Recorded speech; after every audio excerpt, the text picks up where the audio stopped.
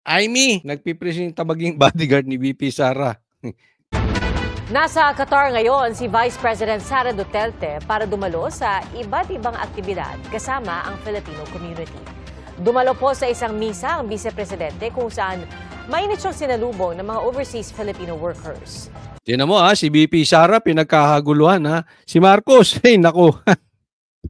Pag pumunta dyan, hindi napapansinin, sisigawan pa, Duterte, Duterte. Sakit nun, no? Yung kaaway mo, nagpapahinga, ikaw pupunta dyan, pupunta ka sa iba't ibang lugar, kakampanya, sisigaw nila Duterte, Duterte. Si VP Sara pinagkakaguluhan talaga, pambira.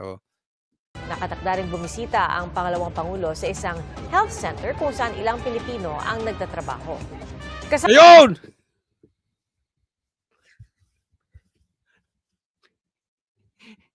Mangga-mangga. Ay, huwag kang gaganyan. Amy, iwasan mo yan, yung nakaganyan. Manggang-mangga datingan mo dyan. Ang haba pa naman. Ay, magagalit yung tatay ko sa akin. Kasi sabi niya, oy, wag kang ad hominem. Di totoo naman alam naman ng taong bayan na sino ba ang tinawag ni BP Sarang Mangga? O, ito bang kagamit? Hindi ko nga alam kung ang tinawag niyang si Amy Mangga dahil manggagamit o dahil yung baba parang mangga. Hindi ko alam kasi ngayon ko lang nakita. Iwasan mo yan, Amy. O kaya patapyas mo, total ang ganda ng botox ba yan? Hindi, tatanong ko lang. Ang ganda pa ng ayos dito Paayos, kung pinaayos mo to, paayos mo na rin to. Ganun lang. Pero kung ayaw mo, okay lang. Hindi naman importante bilang senador. Hindi naman importante sa iyong itsura kung ikaw ay magiging maayos na senador, no? Baka magalit yung mga vloggers mo sa akin, mga Iminatics. Nako. Tsaka huwag ka nagdidikit kay VP Sara kasi nagmumukha kang Jolalay. But seriously, hindi mo kailangan maging maganda para manilbihan kang senador. And at the same time, hindi mo kailangan sunod ng sunod kay Sara para ka maging epektibong senador. Nanalo ka na po. Ang gawin mo ngayon, ayusin yung kalagayan ni Tatay Digong, patuloy mong paimbestigahan, gaya ng ginawa mo, nakadalawang Senate hearing ka nung ikaw ay nangangampanya pa lang. Nung dumausdos ang iyong trust rating, ang ginawa mo, nakadalawang Senate hearing ka para imbestigahan. Mag-ingay ka ngayon. Bakit hindi pa rin pinauuwi si Tatay Digong? Bakit kinidnap si Tatay Digong? Yun ang gusto marinig ng taong bayan. At alam mo, higit sa lahat kung anong gusto marinig ng taong bayan sa'yo, call out mo. Kailangan magkaroon ng manual counting. Kasi ang iisipin ng taong bayan, totoo man or hindi, halimbawa kay Marcos, anong iniisip ng taong bayan dyan kaysa kapatid mong si BBM? Adik, kasi ayaw magpa-drug test. Alam mo iniisip ng taong bayan? Pag tumahimik ka about doon sa eleksyon, hindi ka nagsasabi ng manual counting, manual recount, pinasali ka lang pang 12. Sabit. Pinasabit ka para lang manahimik ka na. Kasi ngayon, nananahimik ka. Yes, maingay ka. Bisi-bisihan ka. Pero malayo ka sa putukan. Kasi anong iniingay mo? Immigration. Anong ginagawa mo ngayon? Dikit ng dikit lang kay BP Sara. Nagpresenta ka bang bodyguard ni BP Sara? Anong maitutulong mo sa taong bayan? Sunod ka ng sunod dyan kay BP Sara. Wala kang silbi dyan. Amy, umalis ka dyan. Huwag kang epal. Amy, solusyon ka Amy, latex. Amy, epal ka Amy, epal. Sumunod ka kay BP Sara or hindi, maraming susunod kay BP Sara. Hindi trabaho ng isang senador ang maging bodyguard. Para kasi Marroas nag-traffic Mga pa-effect nyo Pero tingnan mo ang baliktad ng mundo. Dati ang apelyidong Marcos, very influential. At ang tingin ng taong bayan sa mga Duterte probinsyano, gaya ng hipag mo. Tingnan mo ngayon, ang mga probinsyanong katulad ng Duterte, ginagawa ka lang alalay. Ginagawa kang aso, sunod ng sunod, na hindi mo kayang manalo. Ang Marcos hindi kayang manalo nang wala ang Duterte. 2 Marcos na po ang napanalo ng Duterte. Ganyan kahina kayong mga Marcos. Kaya ngayon, sip-sip kayo dyan. Sana naman yung mga supporters ni Amy, kalabitin nyo naman. Matatalino naman kayo eh. Sana rin may paninindigan kayo. Sabihin nyo naman, manual recount. Sabihin nyo naman, ang asikasuhin, yung hearing, yung may katuturan. Hindi yung parang naging tuta ni BP Sara ikaw. Anong silbi mo dyan? Kasama ni Vice President Duterte sa Qatar si Senator Amy Marcos na inimbitahan daw niya para sa isang pagtitipon ng mga Pilipino roon. Pagkatapos sa Qatar, Tingnan mo, oh. Maraming nagme-message sa akin.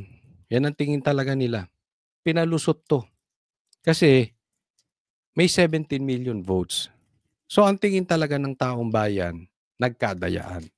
Paliwanag ko lang mabuti sa inyo. Maraming naniniwala nagkadayaan. Duterte talaga ang nanalo. So kung nagkadayaan, bakit nanalo si Amy? Okay lang kasi kung top 1, top 2, top 3, top 4, top 5, top 6K. Okay lang yun. Di ba? Ito kasi top 12. Ang dating sa taong bayan, ipinanalo to para manahimik. Tanong ko sa iyo, Amy, totoo ba? Kasi ngayon, nananahimik ka. Sana naman, hindi ka magaya sa kapatid mong budol-budol. Tama na po ang panloloko ng mga Marcos sa taong bayan. Sana, kung paano ka na ipanalo, ituloy mo yung ginagawa mo. Huwag kang manahimik. Patuloy ka pa rin mag-ingay gaya nung ginagawa mo nung kampanya. Sana hindi ka rin budol gaya ng ibang Marcos. takda ring bumisita ang Vice Presidente kay dating Pangulong Rodrigo Duterte sa the Netherlands. Sa June 4, inaasahang babalik ang Vice Presidente sa Pilipinas. Ayan, next topic po tayo. Ito, pag-usapan natin. Marcos, sinusuka na ng Mindanao. Posibleng nakaapekto ang bangayan ng Marcos administration at ng mga Duterte sa tiwala ng taong bayan sa Pangulo. Kasunod po ito ng pagbaba ng trust rating ni Pangulong Bongbong Marcos sa survey ng Pulse Asia bago ang 2025 midterm elections. Partikular na bumabayan sa Mindanao. Ang tingin ng isang political analyst na hilang trust rating ng Pangulo nang iparesto si dating Pangulong Duterte para i-turn over sa International Criminal Court. Mindanao will always be Duterte power block, whether we like it or not. Talagang hindi sila basta-basta matitinag dito sa Mindanao. Yan ako, naniniwala ako totoo sinasabi. Malakas talaga. Ngayon lang nangyari talaga yan na merong ganyang kalaking baluarte. Halimbawa, ang Marcos, di ba, Ilocos. Di ba? Pero ito, buong Mindanao, baluarte ng Duterte. Antindi po niyan. At saka, hindi lang po baluarte. Mistulang black voting. Diba? Panalo nga sa Mindanao ang Duterte ni. Kaya nakakapagtaka. Bagamat hindi naman kasing laki ng buong Pilipinas ang Mindanao, pero doon pa lang nakausad na, nakauna na po ang mga Duterte. Kaya nagtataka talaga na may 17 million overvotes tapos hindi nanalo ang Duterte, no? Kasi nga hindi binibilang yung pagka bumoto ka tapos overvotes. Karamihan na nag-overvotes Duterte. Kasi pag nag-12 daw, mali ang basa. Yan ang sinasabi. Mali ang basa nung counting machine. Iba ang nababasa. Karamihan ng Duterte, boboto yung Duterte tapos plus 2. Well, anyway, kaya naman talaga ayaw ng manual recount ng COMELEC. Pero kitang-kita naman, hindi lang Mindanao, but specifically Mindanao, solid po talaga sa Duterte yan. Even sa Duterte, yung mga tumakbong senador. Definitely may hirapan talaga, no? Kahit na sinong politiko right now at this point in time to actually defeat the Dutertes or to put up even a good fight. Or even put up a good fight. Yung ibig sabihin kahit man lang sana medyo dumikit, hindi kaya. Convincing po, landslide lagi sa Mindanao ang Duterte. Against the Dutertes, especially in Mindanao. Sa parehong survey ng Pulse Asia, lumabas ding kalahati ang hindi sang-ayon sa pagsampa ng impeachment complaint laban kay VP Sara Duterte. Pero duda sa resulta ng survey ang ilang kongresista.